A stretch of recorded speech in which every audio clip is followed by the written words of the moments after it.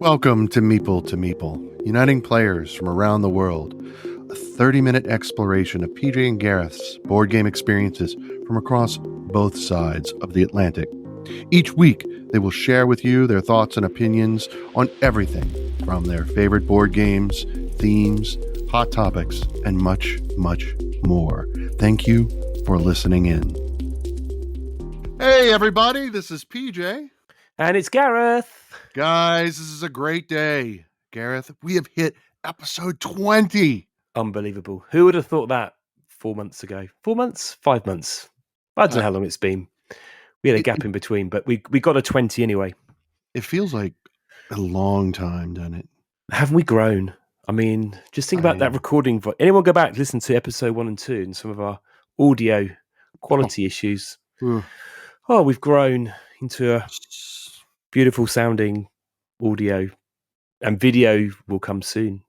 That's right. Sneaky dun, dun, dun. So, those of you, thank you for listening. Episode 20 is all in a day's work. Worker placement games and some of our favorites. Not a top 10, not a top 5 or anything like that, but just ones we love.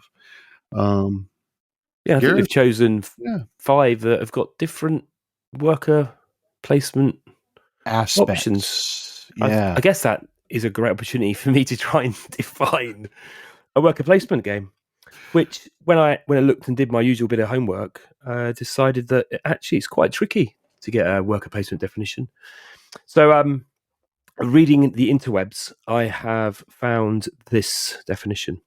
So if anyone who doesn't know what a worker placement game, I guess it's about taking a choice of actions, usually with a worker, a pawn, a meeple, a token, whatever you like, and you place that normally on to the board.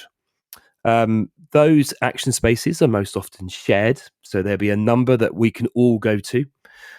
Sometimes there's enough for all players, but sometimes they are limited, which means that if you maybe are the first player, you may get the first choice, and sometimes even though they're limited, they may be more powerful.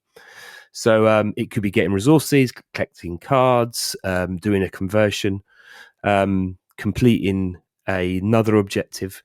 And often you are limited by the workers you have. So maybe you only start the game with 3 of these mighty fine workers, which means that you have 3 options out of maybe 10 or 15 things to do. So there's never enough time, never enough workers. You can never do everything. So you've got to find an optimal path. And there are many, many games I guess, have the mechanic of worker placement. And we've chosen 5 that we've both played. So many games. And it is one of my personal favourites. I do love a worker placement game, as many of you who have listened to my various other discussions know. So we're going to start, I think, PJ, unless you want anything to add on that definition. I think the definition was that's good. That was beautiful. I think just for our listeners, this is a 2-parter in that we started with Gareth's favorite, and next week we're going to talk about my favorite. So mechanic, that is. Yeah, mechanic. So stay tuned for that. Yeah, worker placements. There is never enough time. It's almost like real work. Yeah. At least there's people bringing more board games in to try more worker placement. So I think we're going to start with anyone who's listened to any of my Instagram lives will know that one of the games that got me and my wife into board games was Lords of Waterdeep. Classic. So classic. I mean, these days, we've moved on, but if you are wanting to get into a worker placement game, then I would recommend Lords of Waterdeep. So released 10 years ago, 2012, which is kind of how long I've been into, I guess, modern board games. And we'd started playing games at home, and I was doing lots of research like you do, realizing, wow, there's a load of games out there, which I've never heard of. That was 10 years ago. Looking for games that work well with 2, good games that introduce your partner into board gaming. And Lords of Waterdeep came up all the time. So, I think it's a Dungeons and Dragons themed game. And based on the city of Waterdeep, and I didn't, I was a bit risky. My wife definitely wasn't into D&D, but people said just go for it. So we picked it up, and the rest is history. And that was our first, I guess, dipping our toes into worker placement. And in that game, you are you've got workers, and you send the workers to different locations, gathering different people to help you, whether they're warriors, rogues, wizards, priests, I think is the fourth. Priests, yeah. And you then use those, send them on missions. I mean, theme-wise, you're basically gathering people to help you, and you complete mission cards and you score victory points. But of course, there's only certain spaces that give you the things you need. You can build buildings, and they become unique to you, or people can go there and pay you to use them. So really, I guess, traditional in that sense, is that in that mechanic description of there are limited spaces. There's a bit of a race element. You all start with a secret objective of certain types of missions you're going to get slightly more bonus points for. But it's a game that I think we got it, and then we met some work friends who had not played board games before, and then they bought copies, and then they played it away with work quite a lot. So it's a game that I know a lot of people have kind of sort of just got into board games through Lords of Waterdeep. Absolutely. How about on your side? This is kind of I think you would agree based on that this is like the introduction, right? The gateway game to worker placement. It's the gateway game to worker placement. I mean, it's probably I probably have a different spin now 10 years later. Right. But I guess this still I have talked to people recently through our copy who hadn't played it, and it is nice. It's nothing too stressful. It gives you the idea of the mechanics, and you go from there. And is it fair to say that you do not have to have any experience with D&D to play this, right? Oh, no, I mean, theme-wise, it could be anything. Right. I mean, the game comes with cubes that represent the workers, and I know many a person, and we did the same. I think ask him off Etsy, or maybe a Facebook group where we upgraded them to at least look like little mini warriors and little mini rogues and little mini wizards, because otherwise you're just passing cubes around and putting them through. But as a game, you don't need D&D. I mean, the artwork's nice. It's got coins that are in, I think, like a moon-shaped coin. Oh, they are wooden. You can we talked about upgrading games in a previous episode, but that's another game that I've got a couple of friends who completely bling that out with metal coins. Obviously, we've talked about the meeples as well. That was episode 18, Elevate Your Gameplay. Glad you've got that. Yeah. Good you work. mentioned the upgrading of Waterdeep, which I have not upgraded. The only thing we did, it's interesting that we start with Waterdeep. Waterdeep was one of my first introductions to worker placement. Yeah. Here with a group at Titan Games here in town, and it was the first game that my wife and I bought an insert for, because even with the cubes, I don't know how you do it with all the meeple upgrades, but there's so many cubes, and you need a good. The insert was pretty good though. I always found the insert was. Yeah, but then when you add Scoundrels Skullport, right? Yeah, there's an expansion with 2 modules inside it, I think. Yep. Yes, yeah, and they're amazing, and I love them. So, yeah. So I mean, this game is a 2 to 5 player. I think best works with 3 or 4, and is a kind of midweight. So again, if people don't know much the weight of games, 5 is highly complex, lots of things to consider. 1 is lightweight. This is a kind of 2.4, 2.45, and played in about an hour. If I'm not mistaken, there's a way to lighten the weight. I think if you take out the intrigue cards and just focus on quests, then it makes it like easier for your kids, right? So if you have younger children and you want to kind of elevate their game, I like that, and introduce them to worker placement. I have a friend who he's done that with his son. That makes sense. Yeah, the intrigue cards basically kind of a bit more. Is in a bit of take that. Yeah, take that to it as well. So that's Lords of Waterdeep. Yep. Where should we go next? I think we should go to Architects of the West Kingdom. I mean, there's a lot of choice here. We could have done out of Shem Garfield Games choices. That is what Garfield, that is their niche, right? Is this worker placement. Even their roll and write, Hadrian's Wall, is worker placement, right? It is. It is. I mean, there's this game. So this game is what, 2018, I think. So we're talking 2018. 4, maybe 5 years old. Same sort of weight in terms of complexity as Waterdeep. Again, 1 to 5 players. I think this game plays better with more. So I think certainly 4 I really enjoy because of the way that the spaces interact, and there's a lot of player interaction in this game. Do you want to give a quick agree. overview? Yeah, so you're it's a classic worker placement, basically how you described it. And the reason we chose this, unfortunately, is it's the only Garfield that I own and have played. So I haven't played Paladins or I mean, I would always talk about Raiders as well. Raiders is one of my favorite. And I haven't played that yet. So. Unbelievable. But anyway, let's talk about Architects, because it's a cracking game. The beauty of Architects, unlike Waterdeep, when you place a worker at a place on the board to the forest to get wood, or the guild hall for money, whatever it is you're looking for, whatever resource, cards, specialists, they're open-ended. So unlike Waterdeep, where if you place your worker, your opponents cannot go there by virtue of action blocking, you don't have that in Architects. And I think that's the greatest appeal of that element. Yeah, because you've got, I think it's about 20 workers. Yeah, and then you can allocate them, but you can't, as you say, pick them back up. They have to be either recovered or they can be arrested. They can by your opponents. By your opponents, which is your lovely. Opponents can generate money by sending the sheriff to arrest your opponents, which is interesting. No, it's I great. really like that mechanic. The other aspect of the worker placement component. So I place a worker in the forest and I get a wood. Mm-hmm. On my next turn, I place a second worker there. I will get 2 wood. So it's cumulative, right? So sometimes if you're trying to achieve an objective or build a building, fashion, get whatever it is you're trying to do in Architects, you need a lot of a particular resource. You can't just get it all in one go.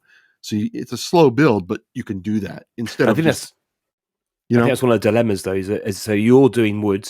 I'm watching that going, I want to do my own stuff.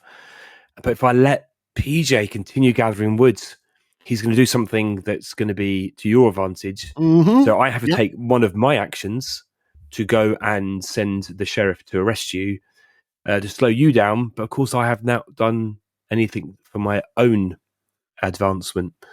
And that's the beauty of worker placement. It's that, which way do I go? What do I do? How do I best deal with this game? And I really feel like that's what, so Lords of Waterdeep, as we just said, is the great and gateway into the worker placement. Architects, I feel like, is the next. It's the natural next step in the worker placement mechanic. Wouldn't you agree with that? Yeah, I mean, you've got more choice. So you've got you've got cards you can draw that can come and help you and often improve some of the worker placement spaces for you. Yep. You have the ability to go and build the cathedral. You can go and do some stuff on the black market and maybe not work so hard, but there's a risk that you're going to get arrested and your workers get sent to prison, which then has a fee to be released. Yeah. So you've just got more things to worry about. But again, it's not overly complicated from teaching it. There's just more to understand. Right. But it isn't overly heavyweight. So it's about the same weight as Waterdeep. And of course, there's, I think all of these games, I mean, the artwork's fantastic on these games. Mm-hmm. They really are. They're fantastic. And the beauty is that they're consistent, right? So Architects, Paladins, Viscounts, all 3 of them, it's got the same style of artwork. I think it's true for the Raiders too, right? Raiders too. That same style, which is just, it's so choice. And you got, I mean, each player's got their own player board, which on one side is standard, so we can all be symmetric, or on the other side there's variable player powers, which gives each player a slightly different advantage at the start of the game. Yeah. No, I love that. So I want to ask you, just to connect back to our, since we talked about it in Waterdeep, did you upgrade Architects? Did you get? Have I you? did the Kickstarter, so I've got the coins. Okay, but what about the meeple stickers? No, I haven't got meeple stickers. Do I need meeple stickers? Yes, I, mean, you do. I don't need anything, but are they nice? But that's that's your weakness is meeple stickers, I think. I've written it down to investigate. Yeah. Yeah. I mean, after sticking Everdale, I don't think I want to stick any ever meeples ever again. That was like 4 hours of my life. And as an honorable mention, Everdale's a good worker placement as well. That it is. We should. Yeah, we'll do a whole. Yep. We'll do a whole thing on that one. Sure will. So yeah, I'd say again, I'd recommend Architects to the group. Yeah, it's a nice. It's a nice group. It's a good game of the larger group, as you said. I agree. It really shines in that 4 to 5 player range. Like that's just, but it has a solo mode too. So for our solo have you tried solo? I haven't tried the solo. No. I have not. It's on my list for this holiday. We've got. I think I told you so. We've mentioned in previous episodes that 2-player game, Far Away. I picked up some 3D printed astronauts. Beautiful. And I'm just waiting for them to be painted so that we can get back to it. And I think while she's painting them, I might give Architects that solo a try. We should do have to do another solo episode. Yes, done that was a very early episode. Solo games. Yep. So that's Architects of the West Kingdom. So yeah. So what's next? So next one, I mean, I know we both played this game, and I think you bought this on my recommendation. So in a minute, you can tell me whether there was a recommendation.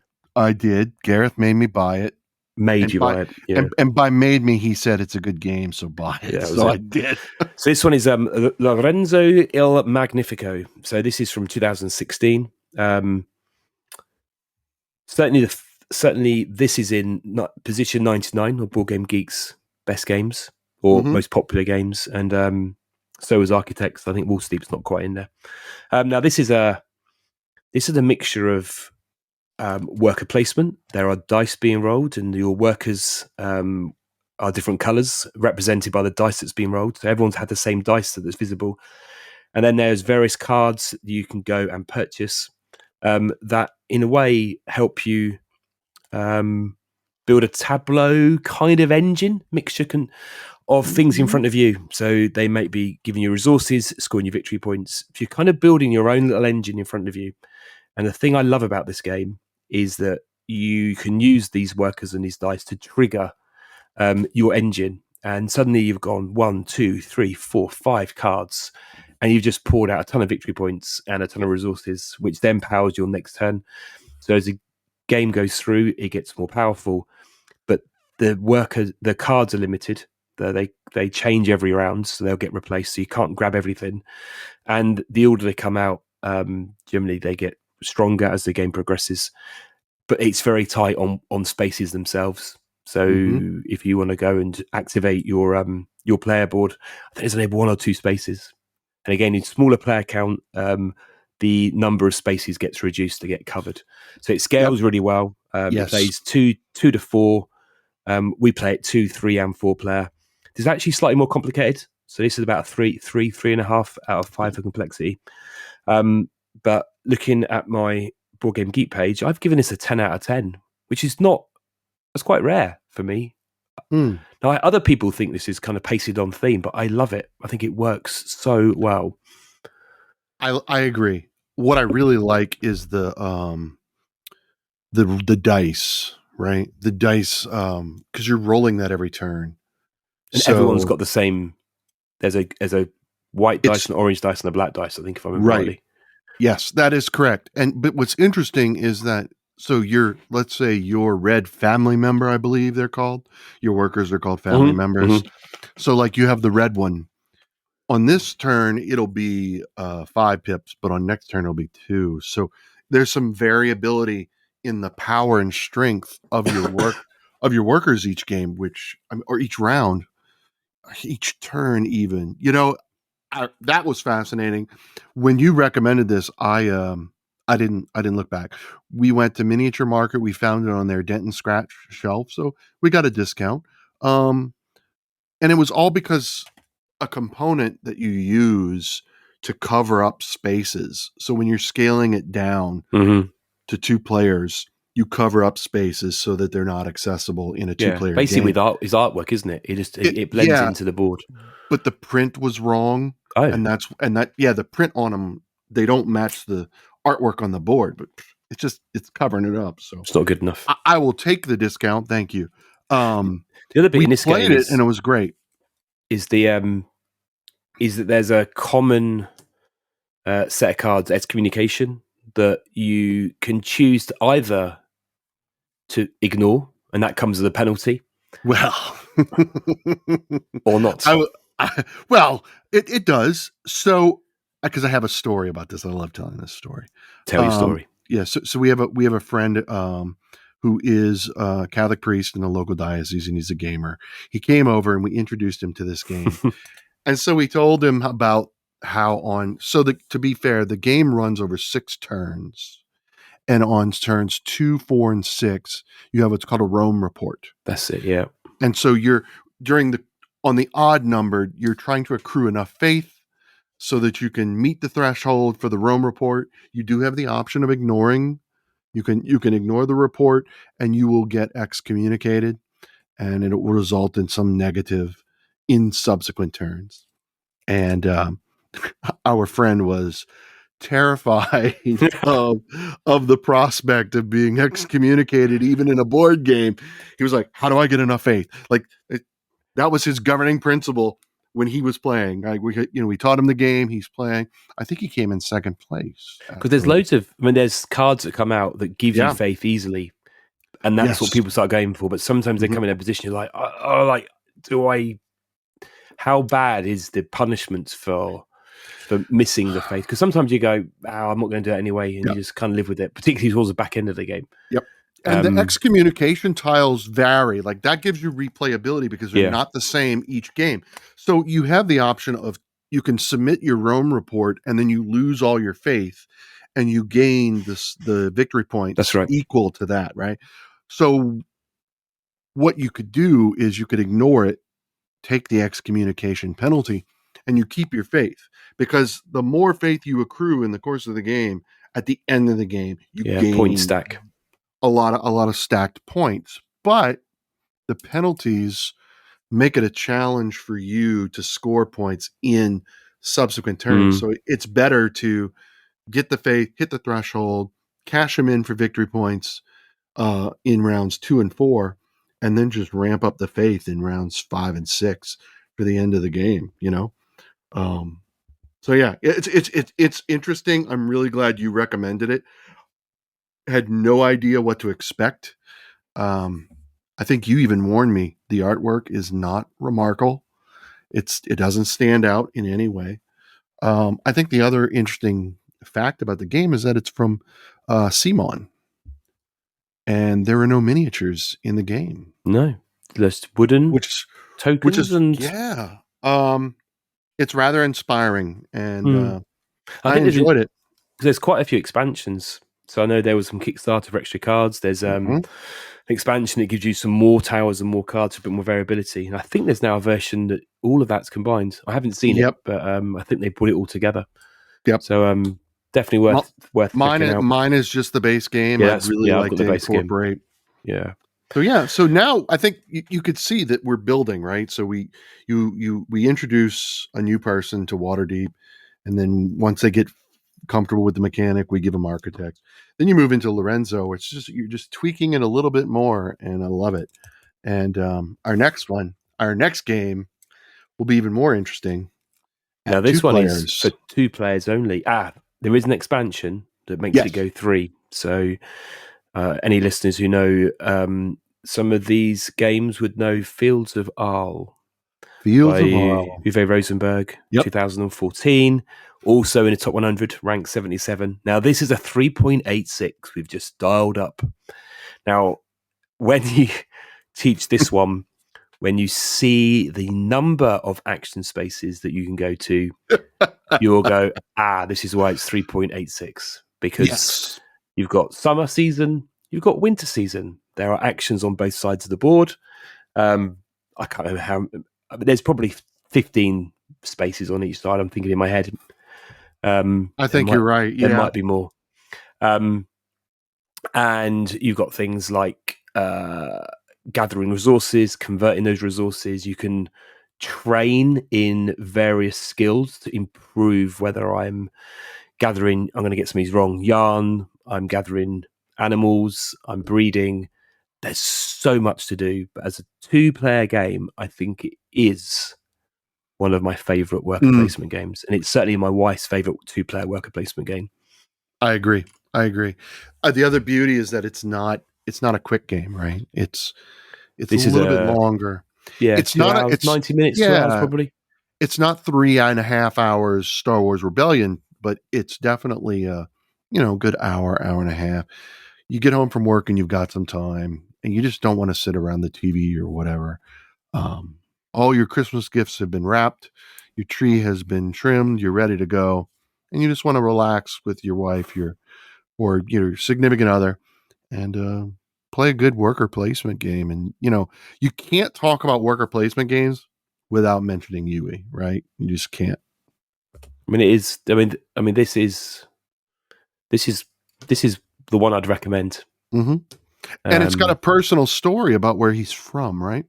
Yeah, I think if I remember rightly, when you got the game, you've got the rule book, and then there's a whole. Is it Almanac? Is that the right way of saying it? There's a glossary of almanac. That's a better way of saying it. Of how everything thematically ties back, and the history of. I think it's there's constructing dikes, you're draining the bogs, you're harvesting flax, you're tending to newborn animals. All of that, yes, ties back into a very satisfying worker placement game. A very satisfying game. Like, you just can't go wrong, but you have to be prepared. I made the mistake of teaching a friend of mine here in town on our Thursday nights when we play 2 players. I was like, let's try Fields of Arle. And God bless him, he's great. He's always open to playing anything. I don't know that he was prepared for it was more like a 2.5 hour because you got to teach. But it's because the expansion really great. Is tea and trade, which then makes a game 3 players. And that steps the complexity up to just shy of a 4, about 3.93. It's just even more things to worry about. And that's why we haven't picked it up. Love it. I think it's also quite hard to pick up. I think it's one of those ones that's in and out of print quite a lot. That is true. I like it at 2-player. I don't know that I want a third. I've got enough worker placements in my collection. We haven't played it. We've played the expansion, but not with the 3rd player. There's just more. There's just more to do. Just as there wasn't enough to do. Here's some more to do. Great, thanks for that. Not a problem. So yeah, that's Fields of Arle. Go check it out if you want something slightly more complicated. Now, for our final game, I mean, it would be rude if we didn't mention. No, we have to mention it. We haven't mentioned it very often. No, really.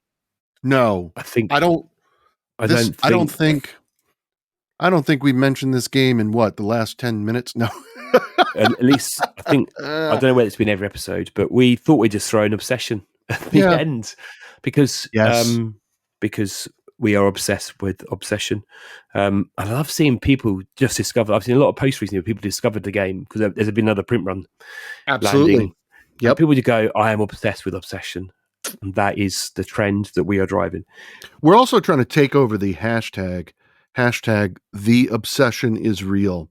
The obsession is real. I'll make sure I put that into the hashtag today. Is real. I do it in every DM, every message, every comment on Instagram that I post when I see people who have just gotten into it.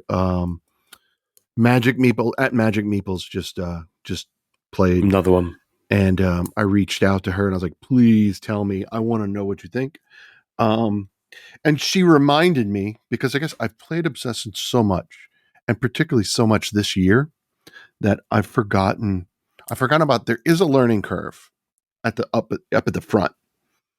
And then once you've got it, when you have all the pieces together and it clicks, you're like, oh, right. This game is so. It is relative. It's a relatively simple game once you've clicked. And I think one of my favorite things about this game from the designer, Dan Halligan, is that he sends anybody an email with how to get into the game.